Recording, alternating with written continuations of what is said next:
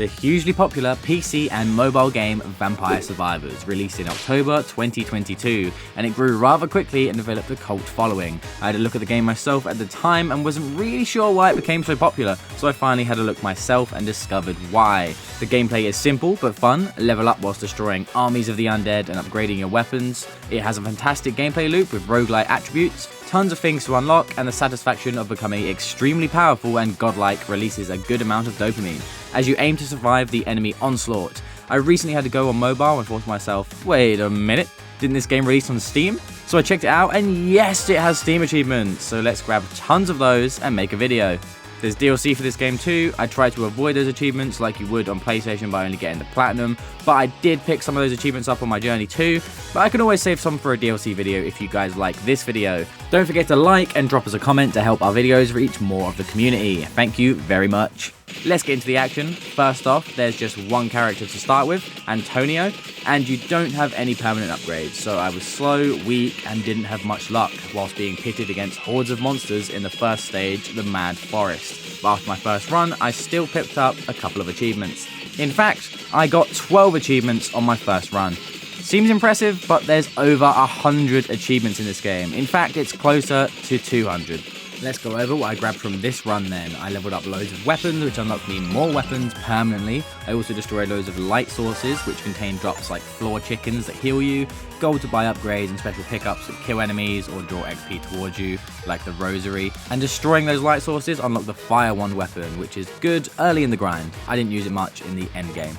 Achievements still popping up all over the place, but now I can unlock what I would say is the best character for most of the grind, and that is Imelda. She starts off with the magic wand, which is a very strong early weapon that locks onto targets, but why I like her is that she gains more XP than other characters, which is extremely useful, and it can be stacked with the gold crown item, which gives more XP as well. You need to buy each character with gold, and the cost of each character increases with every character or power-up that you buy. I've unlocked the next stage too, the inlaid library. For me, this is actually the easiest stage, so it's good to grind if you're struggling to progress. Each stage also has relics on it that, once collected, unlock more permanent additions to your account, from different modes to a map of each stage, and also a random event wheel if you wish to turn it on. The best of all is definitely the hurry mode though. It literally halves the time you spend in stages. It's so useful if you're short on time to play full stages, and speeds up the achievement grind too. My first run on this stage didn't go too well, but I still picked up 2 achievements, and one was for grabbing a relic.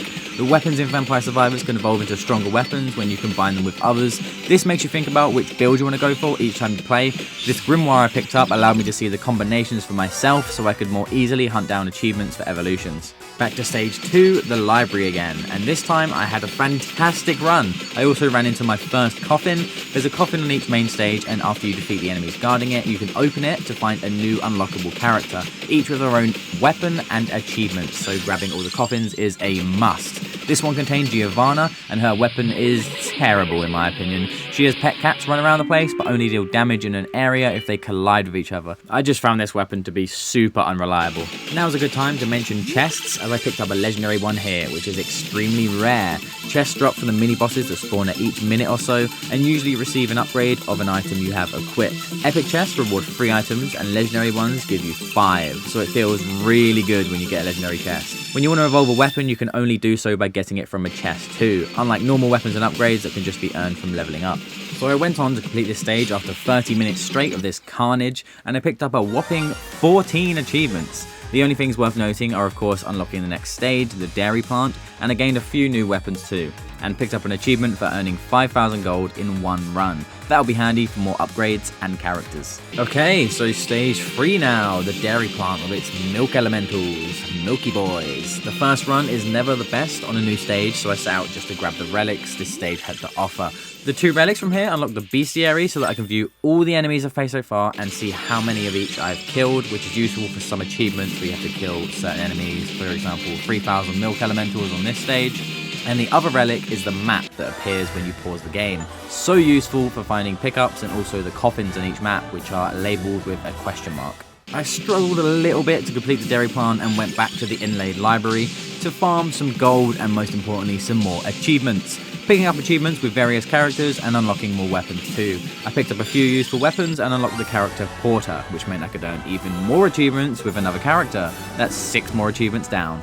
my next run on the library, and I managed to evolve a couple weapons, which is handy because then you can see in the grimoire exactly how to evolve them next time, making things way smoother. An important achievement to mention during this run was that I had finally reached a total kill count of 100,000, and that meant I unlocked a character that would eventually give me an item that would let me revive myself. There's also an upgrade to purchase that lets you revive, but gaining revives is definitely a milestone in becoming more powerful, and they're stackable. Next, I finally went back to the dairy plant with new weapons, upgraded stats, and new characters at my disposal. I was seconds away from completing the stage, but that didn't mean I died in vain, because I still reached a specific level during the stage. I managed to unlock stage 4, the Gallo Tower, and I was feeling a lot stronger now and much more prepared and confident for each run. I also picked up 4 achievements at the end of this close call. The achievements I got for this stage included getting the coffin, and I also unlocked hyper mode for this stage as well. Hyper mode is basically a tougher mode with stronger enemies that reward you with more gold. Ka-ching! I then journeyed back to the Mad Forest with my newfound strength to pick up the things I had missed. That included this stage's coffin, and I also unlocked a new character for defeating 3,000 skeletons. I fully completed the stage, which unlocked hyper mode, and also meant I unlocked a level called the Bone Zone. Hehe. And that was for unlocking 3 hyper mode stages. I had evolved 6 weapons this run too, which is the maximum you can hold normally, and that unlocked a very strong item that is very useful going into this mid-game point. Now I'm taking on stage 4, Gallo Tower, with a new character too, which unlocks the 2 gun weapons for me. Really strong weapons that can combine later. The relic I just picked up is also probably the most useful for speeding through the achievements. This relic unlocked the hurry mode that I mentioned earlier. It basically speeds the timer up so the stage's times are halved. Amazing. I managed to complete the full 30 minutes of this stage right away, defeating its boss and adding loads of new goodies to my collection. I picked up a ton of achievements again. One very important relic I picked up during this stage was the Random Mazo, which allows you to choose a card at the start of a stage and it gives you various buffs. You can unlock more cards by reaching level 50 with characters after you've found this relic. So by picking up the Random Mazo, I also revealed loads more achievements. Progress. Not forgetting the 10 achievements I just picked up in the Gallo Tower. I had to venture back to stage 4 to pick up the coffin, which is in a secret room that you can access by going through a mirror or a window, I don't even know. I thought it looked suspicious though. I also took this chance to use a different character for their achievements too, this time Crotchy, and he's the character that unlocks the Tiramisu for me, which gives me revives, and for reaching level 50 with him after unlocking the Random Mazo, I gain a card that gives me 3 revives and makes me stronger each time I revive. Just like a Saiyan warrior from Dragon Ball. So that's 5 more achievements in the bank. Although I was beating the level easily on hurry mode, I realized I wasn't getting enough XP to unlock the next level because I was finishing it too fast. I needed to reach level 80 during the run to unlock the 5th and final main stage, so I went at it one more time using another different character for their achievements, which would save me some time. So that's another 4 achievements pocketed and the 5th stage unlocked, but I took a break to have a look at some of the bonus and challenge levels that I'd unlocked thus far during my journey. The first one I tried out was Malise, a strange stage mostly consisting of breaking pots. I picked up an achievement for finding 20 Orologions, which I honestly have no idea what they are. Lol. And I also picked up the stage's achievement for completing the full 15 minutes it had to offer me. Next was a stage that had a merchant on it. The stage is called Moonglow, not Moonglow. These devs like to troll. And besides from the achievement for completing the stage, I also picked up a Lucky Clover, which unlocked the item from then on and also gave me yet another achievement. I started having a look at what achievements I needed next, and I wanted to play as Giovanna and get some of hers out of the way, as she was probably my least favourite character. I managed to also pick up a relic called the Magic Banger, which allowed me to choose which banging tunes I wanted to play for each stage. I forgot to mention actually, the soundtrack to this game is absolutely incredible, or banging should I say. I also got an achievement for filling out 70 entries in the collection, so that's a nice little bonus. Now it was time to check out the Bone Zone. Not quite what some of you would think, but every enemy here is made of bones. Skeletons galore, and there's also a boss that roams around here and drops a relic. I managed to level up the pentagram weapon here, a powerful weapon that wipes the screen, but sometimes destroys the EXP and chests. And I managed to survive with Popia and also leveled up to 50, netting me a handful of achievements and the amazing Song of Mana weapon. So good. After that, I tried out the Whiteout level. I wasn't sure if this one was DLC or not, maybe a free DLC. Anyway, it's a level filled with snowmen that eventually start attacking you towards the end of the stage. And 2 of these huge wolf-like monsters spawn and are extremely tough to kill, even when you reach late game. I managed to complete the stage and find its relic and was awarded 2 achievements for my troubles. I tried my luck next with an actual DLC level, whoops, and it was really tough for the point I was at with my upgrades and character stats. I managed to get one main game achievement at the end of this run though, for surviving 15 minutes with a character I wasn't too keen on because of their weapon. I found the map on this stage and also the coffin that contained probably my favourite character, but it was a DLC character, so I left them alone for now. 3 more achievements though, that's a good feeling.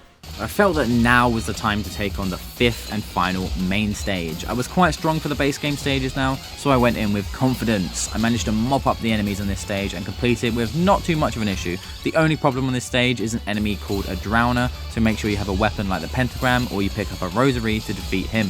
Also worth mentioning is that for unlocking hyper mode for each stage, I had now unlocked the boss rush challenge, named Boss Rash for some reason. This had one achievement tied to it, to survive for 15 minutes. For now, I went back to stage 5 and found the coffin, unlocking Z Asunta, and this gave me the opportunity to unlock his whip weapon, which I could combine with Antonio's whip for an insane weapon. I completed the stage again and was awarded 4 achievements at the end of the run, which included an achievement for filling 80 entries in the collection. Getting there. There was definitely something important missing though. I went back to one of the bonus levels and unknowingly unlocked the Merchant, the Glass Vizard. This allowed me to buy starting weapons, permanent stat gains, item rerolls, and much more at the start of each run.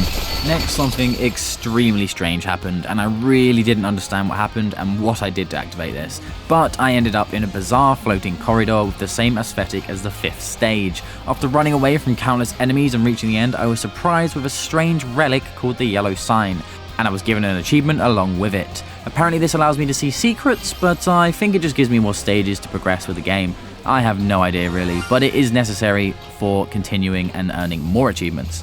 This next map was a DLC one that I thought I would take a look at, you know, just to see how it is.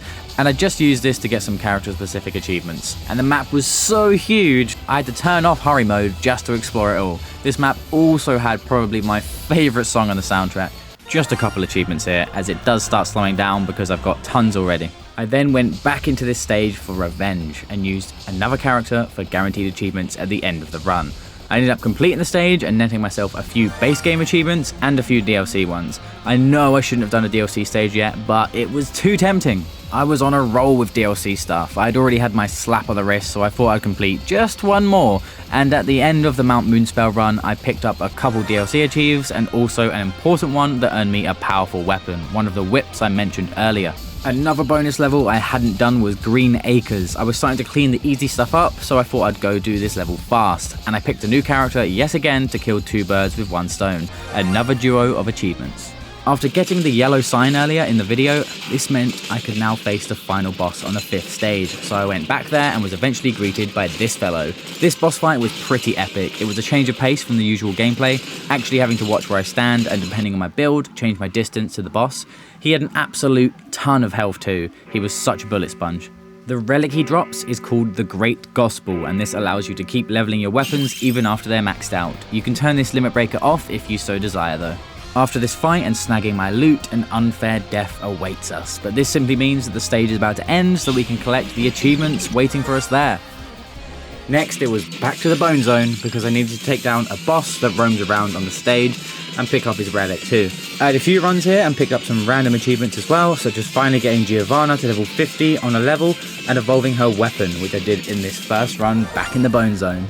On my next attempt, I leveled up Imelda to 50, unlocking her card in the Random Arzo, and I also evolved the King Bible and Garlic weapons for the first time, netting me another 3 achievements at the end of this run. Then I finally stopped being distracted and went straight for the stage's boss, this big bundle of bones that rolls around. Not too much of a challenge, you just have to make sure you can survive the stage itself, because this boss just tries to roll away. Once the relic was in my hands, it was time to end the stage and claim my achievements, gaining a couple random ones and also one for finding every relic on the main stages. Another big milestone completed. Now I had all the main relics. This unlocked the Eudaimonia stage for me, and when I started this stage I was presented with a question and 2 answers. I was basically asked whether the game was too easy or too hard. Each answer gives you a new relic that unlocks a game mode.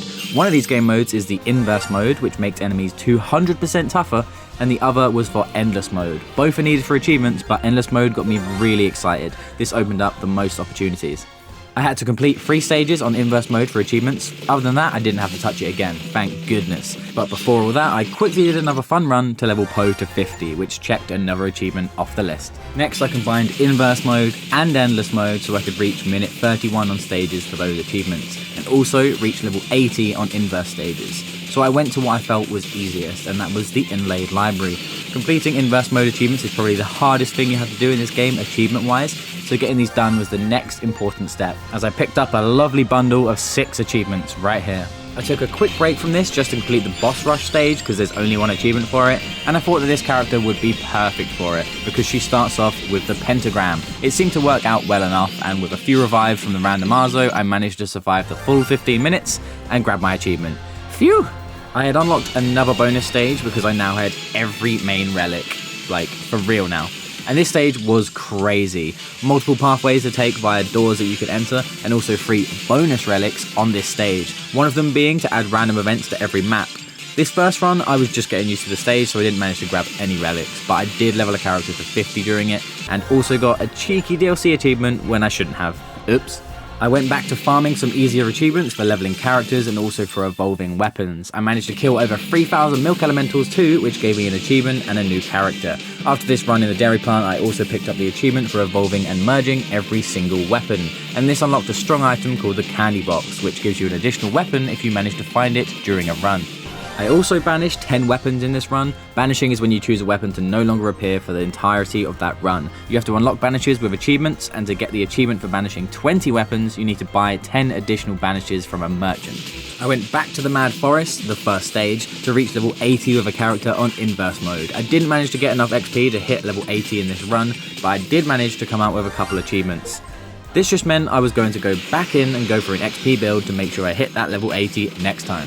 I got another character to level 50, hit that level 80 mark, and also got an annoying achievement done and dusted, which was for banishing a whopping 20 weapons in one run. That's 3 more achievements down. The final inverse level needed for an achievement was upon me. I had to go back to Gallow Tower and reach level 80 on inverse mode. This one actually took me a few attempts because the giant crab boss spawns water that eventually rises up the screen and murders you. I managed to survive the 31 minutes but was far from getting the achievement I wanted. But after some trial and error, a few build changes and some luck, I managed to reach level 80 on this stage. Also getting another character his level 80 achievement too. These 3 inverse achievements also unlock a bonus level with each one, and of course those are needed for earning achievements too. So first I started with the Backcountry bonus level, clearly a reference in the name, and aesthetically this level is 1,000,000,000% a reference to Sonic the Hedgehog, and that's also tied in with what I'm after in these bonus levels, and that is Chaos Crystals. These are the rarest base game achievements to get because you unlock these levels after all of the grinding I'd done so far. I managed to pick up everything in this level and also level this character to 80 for 3 more achievements. Then I took on the Tiny Bridge bonus level, which was kind of funny because the bridge is huge and endless. But anyway, playing with a final character that had an achievement for reaching level 80, I blitzed my way through the hordes of enemies in this dramatic level, picking up the Chaos Crystal and netting myself an achievement for both. The final crystal I needed now was in the crazy level with all the doors that I was playing earlier, the Astral Stair. I managed to pick up 2 of the 3 relics on this map, including the crystal, but I had to go back for the other one in the next run because I forgot to put endless mode on. Whoopsie. This time I had the map, so reaching this relic was a doddle now. This relic was the one that gave me the random event mode, and I also picked up a few other achievements during this run. I think they may have been DLC ones though, I could barely tell because of my colour blindness. They look the same colour as the base game ones. Oh dear. Next I went for a specific achievement, and that was for killing 6,000 stage killers, enemies that spawn in stage 5 and look like each of the playable characters. I just stuck it on endless mode, became super OP and AFK'd for a bit before ending the stage and checking if I had it. I also used a DLC character, so picked up some of those achievements too. Oops. At least I found out that this character is my favourite though. For taking down all those stage killers, I unlocked Sir Ambrojo, a dapper gentleman with a base weapon that flings all sorts of furniture and coffins at enemies like an enraged poltergeist. It's absolutely brilliant. I just had to reach level 80 with him for another achievement, and doing so meant that I could go back to the Eudaimonia stage and face off with the Director, the true final boss of the game. We go back to the stage for a chat, and shortly after, the fight begins. Honestly, it's not a hard fight, it's just a really cool one. He spawns all manner of enemy to assist him, and various things swirl around him that you can knock off and take for yourself. be it items, XP or gold. He tries to cheat against you too, killing you instantly with Reapers until eventually you start to turn the tides and he becomes a winning slot machine and you make a ton of money from him towards the end. Defeating the director also gives you an amazing and absolutely overpowered weapon, the Greatest Jubilee. Fireworks that cover the screen and do so much damage to enemies. All that was left to do now was to pick up the Greatest Jubilee during a run and the Collection 1.0 would be completed, and I would unlock the most overpowered character ever, Queen Sigma. After this run I managed to get that achievement and also another cheeky DLC one. So that's every single item, weapon, relic, etc. from the Collection 1.0. It's called 1.0 because it's only the things from the base game, which I was trying to base this video off of. The DLC related things are different colours from the base ones. I had just one more achievement to earn now, and that was Queen Sigma's one, and that is for defeating 100,000 enemies in a single run with her. Now, I didn't even expect her to be as strong as she was, so this was actually a breeze, although it did still take a while because I had to play on endless mode for around 3 full stage cycles, just to have enough enemies spawn. Here's what Queen Sigma gameplay looks like. She just annihilates everything. I will be using this build for every character now, especially if you guys want me to do a DLC video too. It was just so much fun. And after this complete destruction, I finally reached the 100,000 kills mark and received my achievement, also picking up Queen Sigma's OP weapon as a reward. That's all base game and update achievements earned now, with a few DLC ones I accidentally grabbed. I would have done all the DLC too, but there's a few in here that would take ages. Time is precious after all. And there's an enemy I have to kill on a stage called a Sammy, and I need to kill loads of them, and I've only killed a few so far. The other enemies on the same stage I've killed thousands of, so that goes to show how long this one would have taken. But I will do the DLC if you guys really like the video and it gets a good like ratio. Let's say 1,000 likes. I know it's a lot, but then I'll do the DLC because that would mean the video would have done decently well. Anyways, thanks so much for watching. I hope you enjoyed my journey, and a massive extra warm thank you to the NC Collective for supporting the channel in a bigger way. Have a good one.